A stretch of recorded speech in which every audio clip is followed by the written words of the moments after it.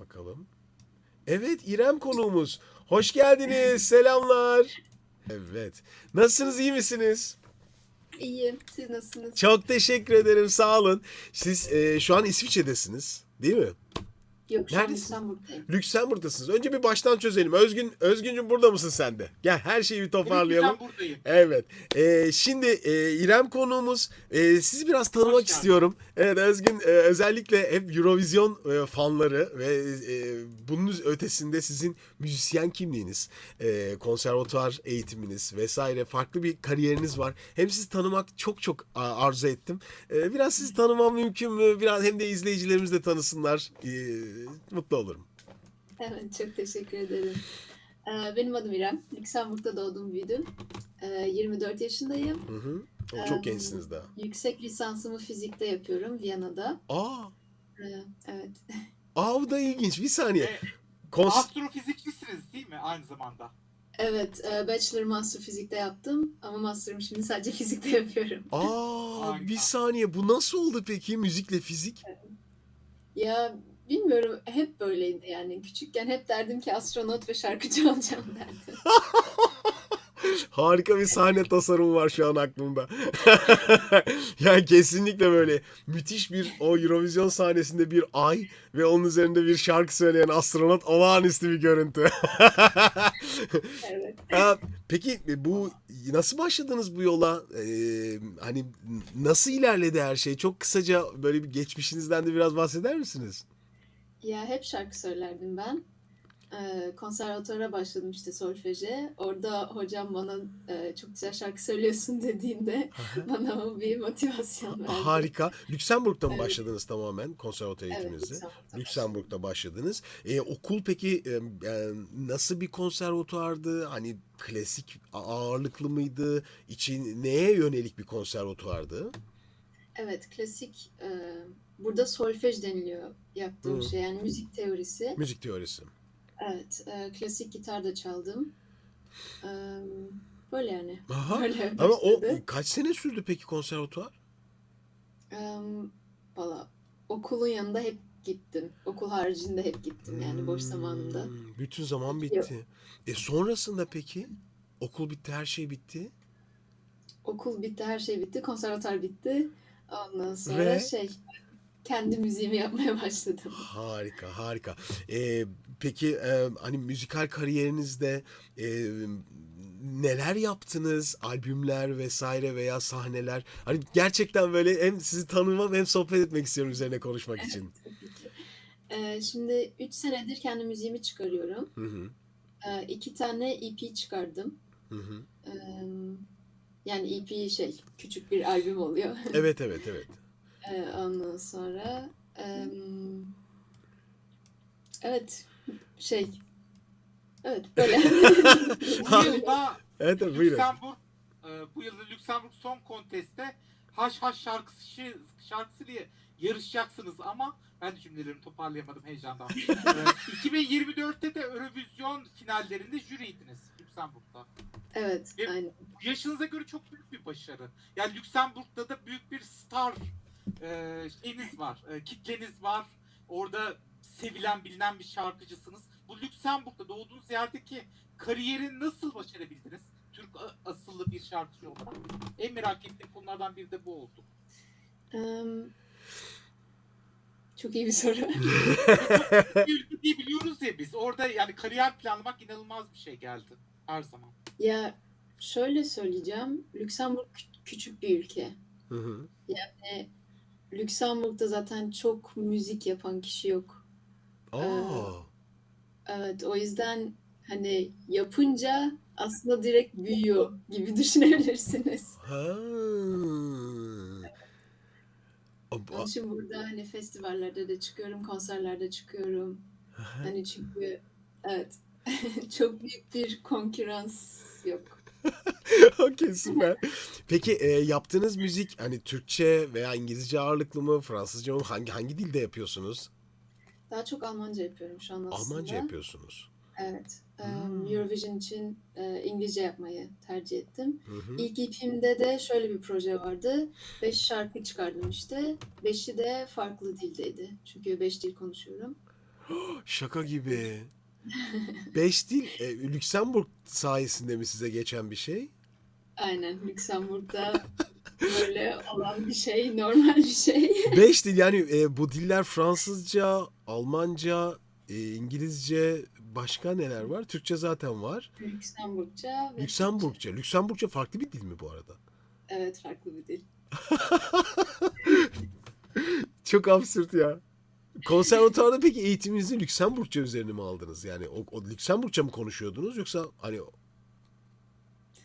İlk ya şey oluyor biraz, garip oluyor bazen. nasıl? Fransızca ile başladım. Evet. Sonra Almancaydı. Aman Allah'ım ya. Evet, çünkü Lüksemburgça çok böyle yazılan bir dil. Hmm, Yani kullanılan bir dil değil. İlk okumayı öğrendiğim dil de zaten Almanca. Almanca. Peki hayaliniz nedir? Ne hedefliyorsunuz? Ya benim hayalim sadece müzik yapmak Aha. ve bundan yaşayabilmek. Aha. Peki şu an Lüksemburg'da hani profesyonel kariyerinizde konserler sadece Lüksemburg ve Lüksemburg dışında da böyle bir konserler, turneler veya yaptığınız şeyler var mı? Avrupa'ya açılmaya mı çalışıyorsunuz? Neler yapıyorsunuz?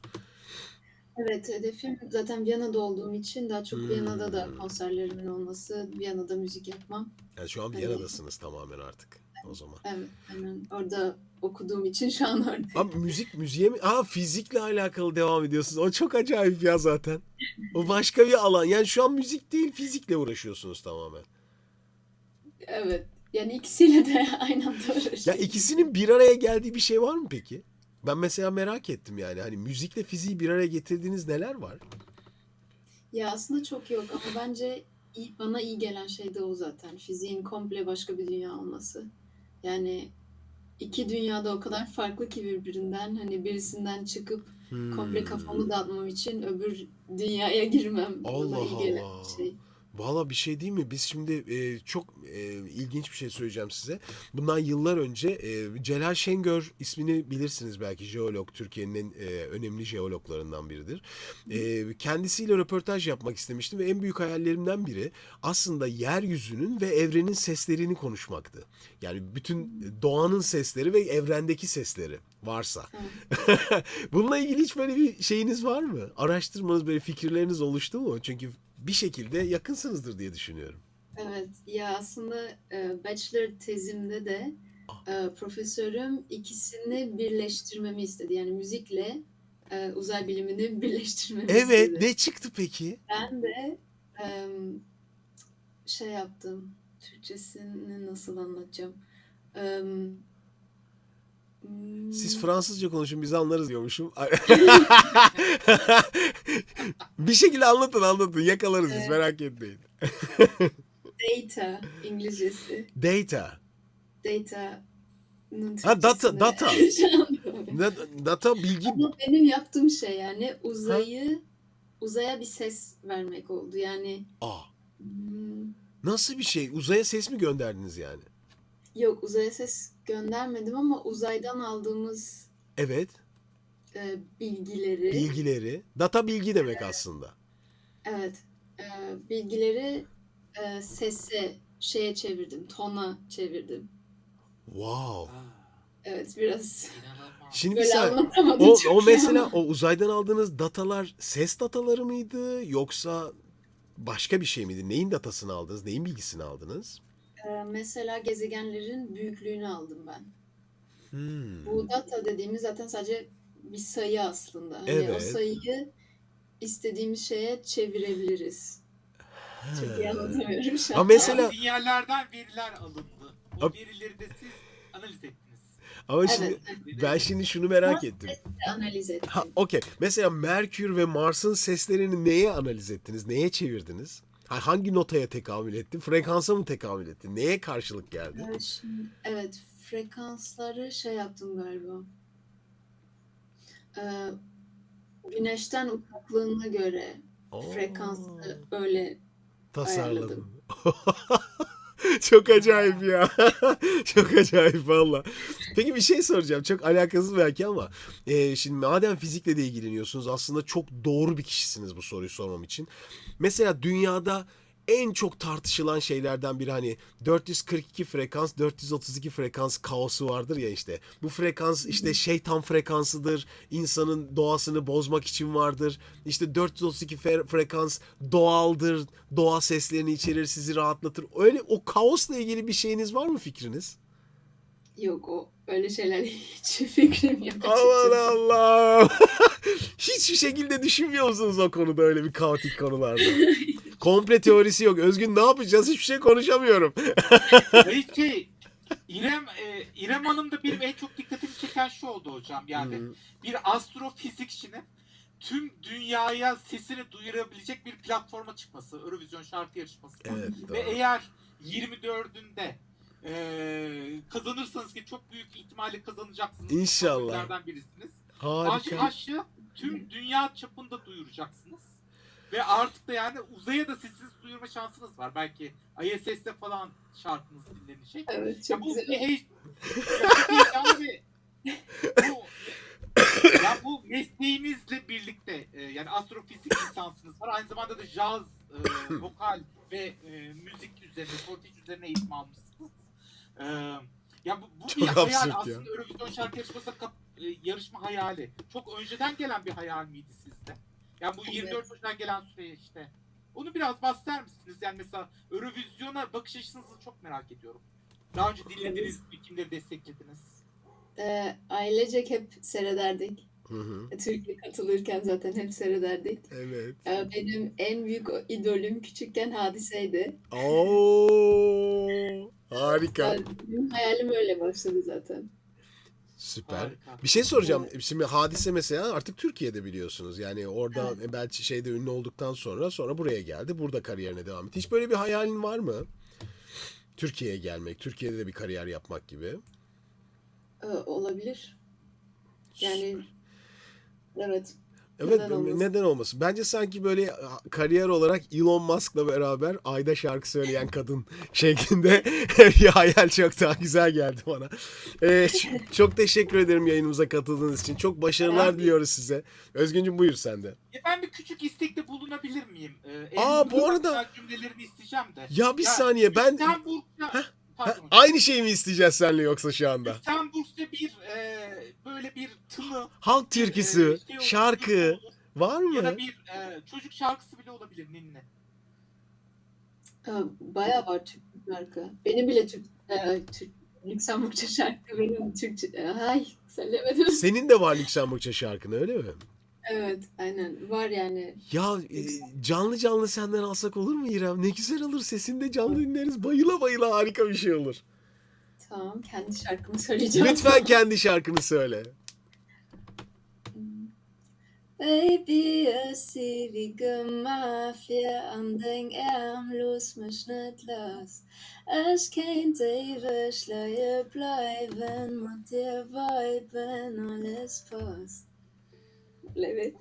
Bu kadar mı? Lütfen kesme. Biraz daha devam et. Tüm şarkıyı mı söyle? Hayır, bilmiyorum. Peki hakikaten Lüksemburgça böyle bir halk müziği şarkısı var mı bildiğin?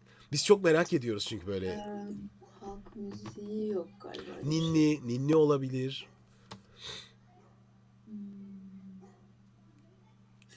Kesin vardır ama şu an aklıma Senin gelmiyor. aklına gelmiyor. Yani söylediklerimiz şeyler kesin vardı. Peki bu sene Eurovision'a katılacağın şarkıdan söyleme şansın var mı? Evet. Evet, lütfen. Sadece şeyi söyleyeceğim. Lütfen. Tamam. Hiç fark etmez. Hush, hush, it's a secret, keeping it hush, hush, c'est comme ça. Hush, hush, we repeat it, la la la. Hush, hush, c'est comme ça. Çok teşekkür ederiz İrem. Gerçekten çok böyle... Buyur lütfen. 24 Ocak'ta herkes oylayabiliyor. Yani Türkiye'de oylayabiliyor. Aha. Söylemek istedim.